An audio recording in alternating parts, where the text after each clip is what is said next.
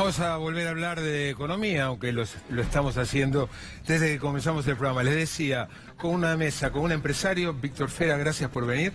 Víctor Fera es dueño de Maxi Consumo, una de las grandes cadenas mayoristas, además fabricante de varias marcas conocidas. Con Federico Furiase, de la consultora EcoGo, que es una especie de herencia de lo que era el estudio Bain, digo bien. E Itaí Hackman, que es político, dirigente de Patria Grande, también economista. Gracias por venir, Itaí. Gracias, Marcelo. Víctor, vos que estás con los precios todos los días, ¿qué perspectiva le ves a este paquete? Bueno, no es una perspectiva que no pueda funcionar, pero la verdad que 60 precios en una gran cadena de supermercado con 20.000 artículos, que tengan que congelar 20 precios o ponerles precios especiales, lo que vos quieras, también te lo pueden regalar. Ustedes piensen, 20.000 artículos contra 20, es el 0,001. Contra 60, ¿no? Pero igual, es claro, ínfimo. contra 60, ¿no? Es ínfimo, 0,001. Y encima, querer lograr esos precios y todo el circo que se armó para lograr esos precios con 16 empresas muy grandes, que pusieron 3 precios cada uno, 4 precios cada uno.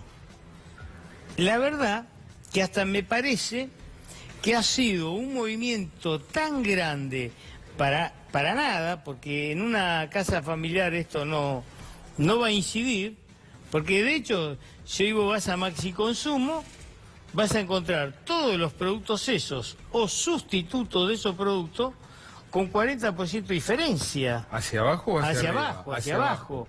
Y, bueno, marcábamos, ¿no? Cualquier minorista que vaya a comprar a Maxi Consumo y quiera tener el precio, de hecho tenemos una góndola armada con todos los productos y los sustitutos, que quiera tener ese precio para venderlo, puede vender ese precio más barato. Yo sé que yo peleo mucho por los precios y nosotros nos diferenciamos como empresarios porque no estamos más preocupados por aumentar el precio y vender más caro, sino por lo que nos está pasando en el país. Y es una discusión que yo tengo hace muchos años, una pelea que llevo hace muchos años, a raíces de las embestidas que hemos tenido de grandes empresas monopólicas que te quieren atacar. Yo sé, bueno, vos no fuiste invitado a participar, a sumarte a este programa. ¿En Precios Cuidados estabas? Estuve en Precios Cuidados hasta nosotros terminamos el 5 de abril, Precios Cuidados de Maxi Consumo, de Marolio Sociedad Anónima, y no seguimos porque si yo pongo un esfuerzo de 6 meses de Precios Cuidados, ustedes sabrán que hacía una campaña televisiva, no solo... pero esto todo en ayuda del gobierno, porque trabajé para ayudar al gobierno desde que el gobierno asumió, aunque... Estás hablando de este gobierno. De este gobierno, de este y del otro también, porque nosotros siempre tuvimos la misma política. Asumí una política de poner precios reales, de que sean justos, y no logré que ninguna cadena pusiera ese producto bien exhibido como corresponde en Precios Cuidados. Entonces me preguntan, ¿vas a estar? Te digo, no voy a estar, porque 3 años... En Precios Cuidados. En Precios Cuidados. Me fui de Precios Cuidados, porque yo vendo más barato que Precios Cuidados. Precios Esenciales ni te invitaron. Sí me invitaron. Ah, ¿te invitaron? Sí, por supuesto, no podemos faltar a la verdad. Me invitaron y yo dije, no, si yo me voy a poner en Precios Esenciales, voy a hacer todo un esfuerzo como empresa, porque yo no voy a aumentar el 20% los precios para entrar en precios esenciales. Voy a vender al precio que está hoy. Y después no logro estar en las cadenas porque, con mi producto. ¿Para qué voy a hacer esto? Ustedes habrán visto que yo hice una campaña los últimos 6 meses, o 7 meses tuvimos Precios Cuidados con los productos Marolio y Molto, y hemos hecho campaña televisiva inclusive para que la gente sepa cuál es el precio, para que lo aprovechen. Y la verdad, del Estado no se hizo nada para que mi producto esté en la góndola, para que todos compitan. Federico, ¿qué incidencia pensás que puede llegar a tener el paquete de precios en inflación y las restantes medidas en una reactivación económica? Bueno, el congelamiento de precios creo que es un paliativo, es algo muy de corto plazo. Claramente no solucionás el problema estructural de inflación, una economía donde se está acelerando la inercia inflacionaria, ¿no? Hay cierto riesgo de ir a un régimen de inflación más alto. Más alto todavía. Sí, sí, porque... Ustedes relevan precios. Sí. Estamos a 22 de abril. ¿Cuál es el pronóstico de inflación para abril? Todavía falta una semana, nos está dando 3,7, 3,8%. O sea, también altísimo. Sí. No tanto como marzo, pero... Febrero, marzo y abril es una inflación que viajó al 4% promedio. Marzo fue un poquito más arriba. Pero claramente acordate que 2018 el dólar subió 110%, la inflación fue 47% y los salarios 30%. Estamos teniendo rezago de ese traslado a precios por la devaluación, en realidad la depreciación del año pasado cuando se cortó el crédito.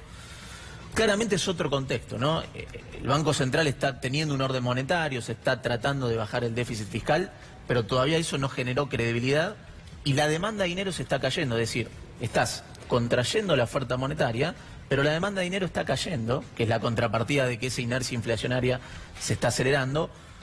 Por eso tenemos inflación alta y persistente a pesar del apretón monetario. Ahora, el acuerdo de precios puede funcionar con una condición, que el dólar no se vuelva a escapar. Porque si el dólar se te escapa, el congelamiento de precios no va a perdurar en el tiempo y la inflación se va a acelerar. Sobre todo en este régimen donde la inercia inflacionaria, los traslados a precios son más altos. ¿Qué riesgo ves de que el dólar vuelva a tener un salto importante? Y ahí tenés el punto del riesgo político. Si bien abril y mayo, con la cosecha, el dólar, el tesoro vendiendo dólares, las tasas de interés más atractivas, eso puede generar cierta calma en la ancha avenida, que es la zona de una intervención, que es el gran problema del año electoral. Tener un año electoral con ruido político y una ancha avenida donde el dólar desde el piso al techo, el Banco Central no puede vender dólares, solamente la tiene que pelear con la tasa de interés. Claramente que ese ruido político que estaban contando recién, eso te está pasando factura en el riesgo país. Entonces, tener riesgo país para arriba y dólar para abajo es un desacople de muy corto plazo. Si el riesgo político sigue escalando, pasando factura en el riesgo país, va a ser difícil que se sostenga la estabilidad cambiaria. Y eso te puede complicar la inflación. ¿Qué es el riesgo político? Bueno, para Macri. No, para el mercado creo que el riesgo político está concentrado en que vuelva Cristina. Ese es el riesgo político del mercado. Por eso el mercado te pasa factura. Claramente que Macri no tiene el riesgo país que tenía en diciembre de 2017 de 350 puntos básicos. Porque es una macroeconomía mucho más compleja. Ahora, es una economía que se quedó sin dólares porque el mercado te bajó el pulgar.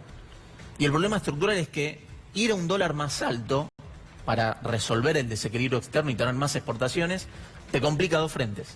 Como tenés una inercia inflacionaria acelerando, lleva al central a tener que subir la tasa de interés por las nubes y eso le saca oxígeno a la recuperación económica. Y por otro lado, la deuda del sector público está en dólares. Entonces, la devaluación que necesita para que el sector externo arranque y genere dólares te complica la sostenibilidad de la deuda y te vuelve a pasar factura en el riesgo país. Estás en ese círculo vicioso. El ruido político está montado sobre una macro mucho más vulnerable. Ahora, insisto, ¿qué riesgo ves que de acá a octubre el dólar se dispare? Bueno, yo creo que va a estar asociado a las encuestas. Claramente lo que veo es que, pasando a otra pregunta, el gobierno no tiene capacidad para mejorar mucho la economía de acá a octubre, menos con este ruido político. Entonces, si Cristina sigue levantando las encuestas, va a ser difícil contener al dólar con la tasa de interés. ¿Qué análisis político haces, Itaí, de lo que está pasando? Mira, obviamente uno desearía, como expresión de deseo, desearía que esto funcione, porque la crisis social que está viviendo la Argentina es dramática, ¿no? Pero comparto en que es difícil pensar que efectivamente pueda lograrse. Depende básicamente de estos supuestos, que logren mantener el dólar y que puedan garantizar la efectividad de la medida. Pero a mí me interesaba, en términos políticos, escuchaba a José y la comparación con el 95, ¿no? Es decir, si puede ganar un gobierno que a la vista de todos económicamente fue un desastre. Yo creo que hay una diferencia importante. Hay varias diferencias. En primer lugar, con otros experimentos neoliberales, ¿no? En la década de los 90, primero, el gobierno podía mostrar algunos logros. En particular, uno muy importante, vinculado a la experiencia hiperinflacionaria del 89. Es decir, el gobierno podía mostrar algunos logros de la economía. Hoy creo que no hay un solo indicador económico que el gobierno pueda mostrar que haya mejorado. En segundo lugar, había un problema político que es que no había oposición, más allá de que existía el FREPAS, era un partido nuevo, porque el propio peronismo, que tenía que defender los intereses de los que eran perjudicados por ese modelo, lamentablemente era el que aplicaba las políticas neoliberales. Y creo que hay una diferencia muy importante con los 90, que es que en ese momento, y se veía bien con el ejemplo de la desocupación, el mercado ajustaba de manera tal las crisis en donde había un sector que la pasaba muy mal, por ejemplo los que se quedaban sin laburo en los 90, pero había otro sector de la sociedad, te diría, yo me acuerdo amigos, parientes, conocidos, El famoso voto cuota. que percibía que estaba mejor, digamos. Porque en esa época el neoliberalismo generaba una fragmentación en la sociedad en el cual el que se quedaba sin laburo estaba en el horno y el que más o menos quedaba incluido podía vivir más o menos bien. Hoy la situación es completamente distinta. Hoy todos los sectores de la sociedad están peor que en el 2015. Los pobres, la clase media, incluso los empresarios. Es decir, Macri no logró que haya un sector de la población que viva mejor a costa de que haya otros excluidos. Bueno, que diga... No casualmente el repaso que hicimos de las columnas del domingo Exacto. marcan que los voceros del poder económico han sido muy críticos, como que no recuerdo yo en estos 4 años, este fin de semana respecto al gobierno. Sí, sí, digamos ese pacto perverso, si querés, que te propone el neoliberalismo, que es, bueno, hay gente que se muere de hambre, gente que la pasa muy mal, pero si vos estás bien, digamos, si vos estás mejor, pensá en vos mismo, pensá en tu situación individual. Hoy el gobierno no lo puede plantear, porque le empeoró la vida no al 40% de la población, al 95% de la población. Y es tan evidente, me parece, el carácter electoralista de estas medidas, que hoy yo veía las repercusiones de la reunión con los empresarios, y el presidente no le decía a los empresarios, necesito que me ayuden con el control de precios porque hay gente que está muriendo de hambre, porque el cuadro social es muy grave. Le decía, necesito que me ayuden con el control de precios porque necesito ganarle a Cristina, digamos. Es decir, ni siquiera disimula que es una medida absolutamente diseñada con fines electorales, ¿no? Entonces me parece que eso es evidente y mi lectura es que Macri va a un derrumbe y que por lo tanto hay que pensar cómo se sale de esta situación. Víctor, precios cuidados, ¿llegó a representar de la facturación de Maxi Consumo cuánto en volumen? No, porque siempre estuvo incluido precios cuidados para las grandes cadenas. Bueno, Fue una publicidad televisiva para las grandes cadenas. Nosotros pusimos precios cuidados justamente para poder entrar a las cadenas y bajar el precio. Y no tuvimos posibilidad de entrar, porque las cadenas no recibieron nuestro precio de precio cuidado. Y como no era obligación de compra, no era obligación con tener tus productos, pero productos. en Maxi Consumo no había No, precio no, porque cuidado. nosotros vendemos por debajo de los precios cuidados. Cuando usted habla de precio cuidado, estás hablando del consumidor final. Y nosotros hoy, cualquier consumidor final Pero que no va... hubo una traslación Pero sí, eso es, pero fue de compradores de fue las grandes cadenas a los mayoristas. La traslación que fue, no fue por precio cuidado. Fue porque vende más barato. Fue porque vendemos más barato. Vos ponés, cuando un consumidor final va a un negocio como Maxi Consumo necesita 3.000 pesos. Cuando va a una grande cadena, ¿sabe cuánto necesita? 5. Entonces se trasladó una parte de los compradores más importantes, se trasladó a comprar a los mayoristas. Y los compradores más chicos se trasladaron a los minoristas. ¿Por qué se trasladaron a los minoristas? Porque los minoristas en definitiva acá venden más barato que las grandes cadenas. Pero yo tomé algo que decía él recién de los precios, ¿no? Cuando alguien tiene un tema como el gobierno, que cita 16 empresas, en las cuales la facturación de esos 3 productos es nada, no existe, y no está recibiendo el apoyo de esas empresas para que ese producto esté en la góndola exhibido, ¿no serán que sus amigos le sacó el apoyo? Ahí me llamó la atención, menciono una, pero hay muchas más. No está Coca-Cola, por ejemplo. O sea, Coca-Cola no se sumó y Coca-Cola fue un protagonista importante de precios cuidados, ¿no? Sin embargo, ahora no se sumó y como Coca-Cola hay un montón... Pero eso es lo que yo ¿A digo. qué lo atribuís, Federico? Yo creo que es parte de esta pérdida de credibilidad, me parece. Creo que tiene que ver con eso. Es un gobierno que está anunciando una medida que ni ellos creen en eso. Entonces, es difícil generar credibilidad cuando, digamos, muchas de las autoridades criticaron esta medida en su momento. Claramente que es otro contexto, ¿no? ¿Los ves desorientados? No, yo creo que más que desorientados, son conscientes que en un programa con el Fondo Monetario que tiene un ajuste fiscal y monetario, con un mercado que te bajó el pulgar y un riesgo país arriba de 850 puntos básicos, y ese ruido político que tenés hoy generando incertidumbre, no podés hacer mucho para mejorar la macroeconomía. Lo que podés hacer es tratar de que el dólar no se te escape. Me parece que lo único que puede mostrar el gobierno hasta octubre es que el dólar no se le escape y mostrar que la inflación pasó de ese ritmo promedio de 4% a la zona de 2% después de junio. Eso es lo único que creo que puede mostrar el gobierno de acá a octubre. 2020 es otra historia. 2020, cualquier alternativa política tiene que tener en claro que no quedó nafta para financiar populismo.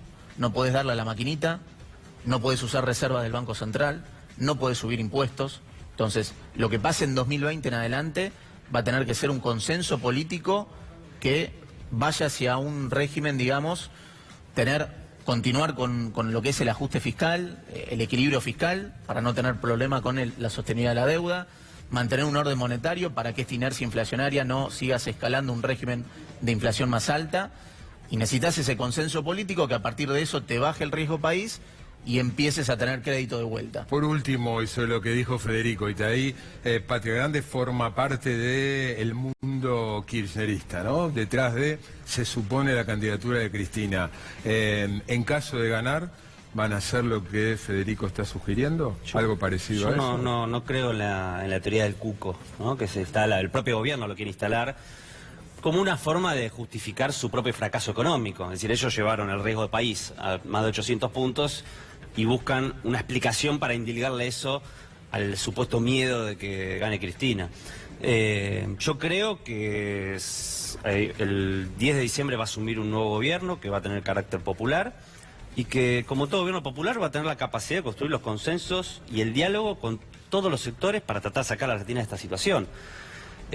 La inflación que tenemos hoy es consecuencia de la devaluación, que es consecuencia a su vez del esquema monetario y financiero que armó el gobierno de Mauricio Macri, con la desregulación, la apertura y el endeudamiento a niveles siderales con la que se tomó la Argentina estos años. Entonces, me parece absolutamente posible reencauzar la Argentina, pero claramente las responsabilidades hay que ponerlas en lo que están. El gobierno es responsable de todos los problemas que tiene la Argentina hoy, lo cual no significa que no hubiera problemas anteriores que hay que, por supuesto, revisar y... Víctor, Federico Itaí, a los tres, gracias por venir. Yo te quería decir una apuesta. Si es breve. Es breve. Viste que ahí dice una apuesta a las góndolas, ¿no? Sí. Y está el presidente. Si ellos apuestan a las góndolas, ¿por qué no apuestan a una ley de góndola que en vez de bajar 60 productos, baja 15.000 productos porque hay competencia? Porque las pymes empiezan a crecer de vuelta y las pymes tienen el derecho de crecer. Un proyecto como el de Carrió por un lado y Juan Grabois por el otro, ¿no? Sí, que el proyecto de Juan Grabois lo estamos presentando juntos y que es un proyecto viable y que realmente van a bajar 15.000 productos de precio. ¿Firmarías que con Sí, no tengo ninguna duda. Firmo lo que sea. Nací en esto. Gracias a los tres. Un placer. Enseguidita, seguimos con la economía. Duhovne se jactó hoy de que está bajando el déficit fiscal. Sin embargo, pese a que ese es el credo del gobierno, la inflación, acaba de decir Federico Furiase, en abril va a seguir siendo alta y nada indica que en mayo, con nada más que 60 precios, si es que lo controlan, vaya a bajar. Enseguidita, el desafío económico con Emanuel Álvarez Agis. Por primera vez desde el año 2011, la Argentina vuelve a tener un primer trimestre con superávit primario en sus cuentas públicas, ¿no? Después de haber marcado déficits muy grandes en todos los años posteriores al que les mencionaba.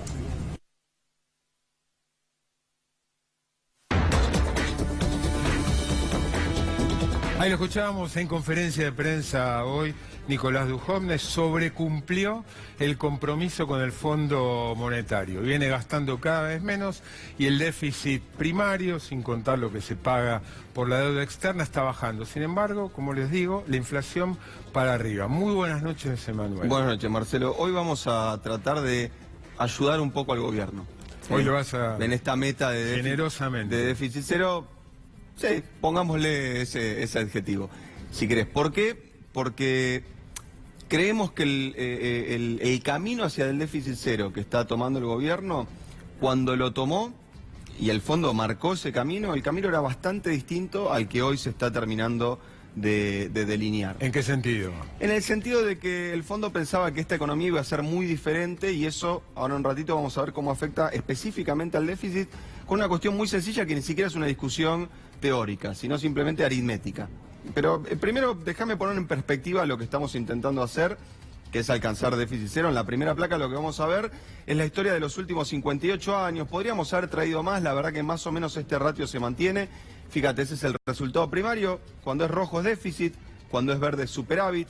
En los últimos 58 años, nada más que en 17 años Argentina tuvo superávit primario. Digamos, quiere decir el 30% de los años. O sea, el desafío que está tomando el gobierno es realmente fuerte.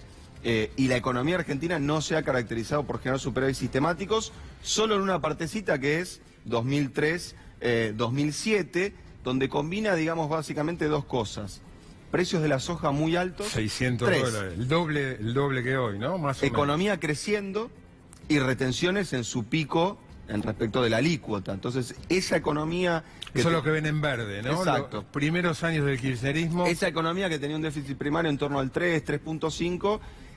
se basaba en unas condiciones internas y externas muy difíciles. Superávit primario. Sí, superávit, perdón, muy difíciles de reeditar. Ahora, en la siguiente placa vamos a combinar este resultado primario. O sea, de acá es muy difícil para un país como Argentina llegar a déficit cero y mucho más aún a superávit. Dificilísimo. En la segunda placa lo que vamos a ver es cuál fue la evolución, no solo del resultado primario, sino también del déficit de cuenta corriente. En esta discusión que venimos teniendo siempre, si lo más grave de la inconsistencia del modelo Cambiemos era la parte fiscal o era la parte externa. Los pesos o los dólares. Exacto. Fíjate lo que pasa sobre el final. Me voy a correr un poquito para ver lo último.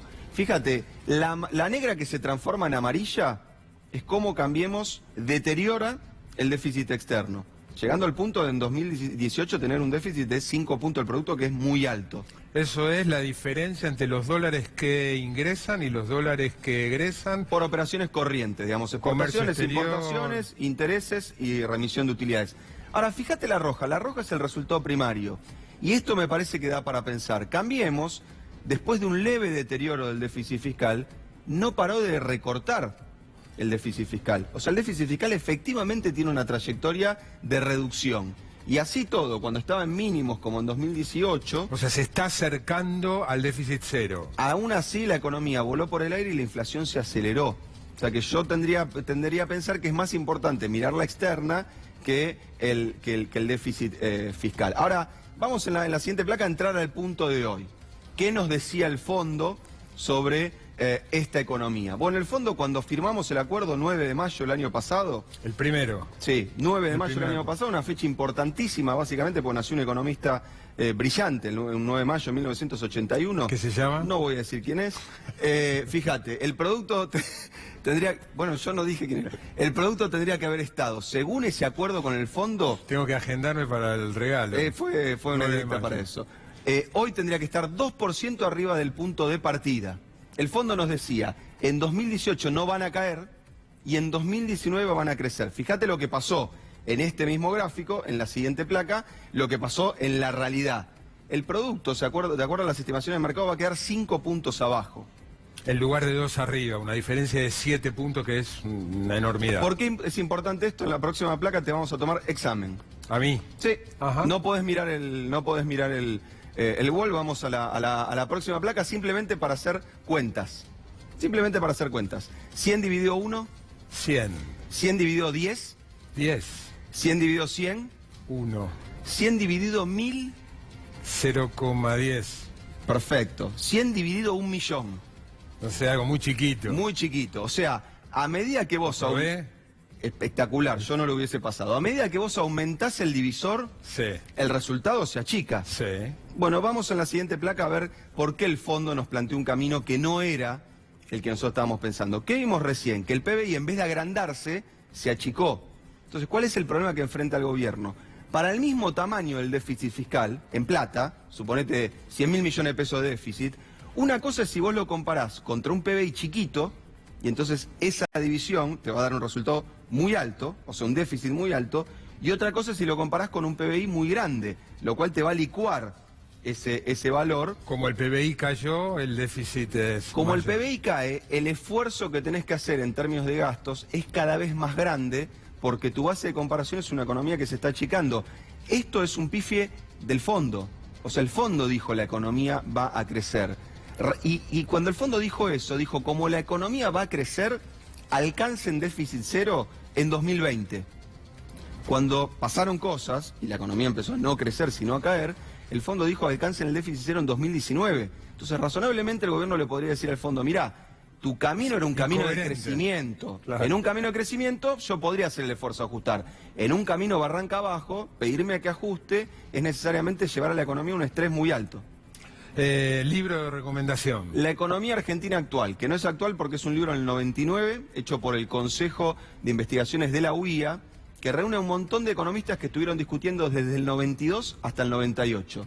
Primer artículo del libro, año 1992, Ajá. Heyman, Daniel Novak, Frenkel, Diamant y otros economistas más discutiendo las inconsistencias de la convertibilidad. Ajá. Y diciendo en el 92, guarda que la economía argentina con la convertibilidad puede ir a un periodo de desempleo y finalmente a un estallido en una crisis. Es decir, Para pesa cuando se tener. dice que los economistas no aciertan, bueno, acá tenés más o menos 16 economistas discutiendo eso en un año tan temprano como el 92.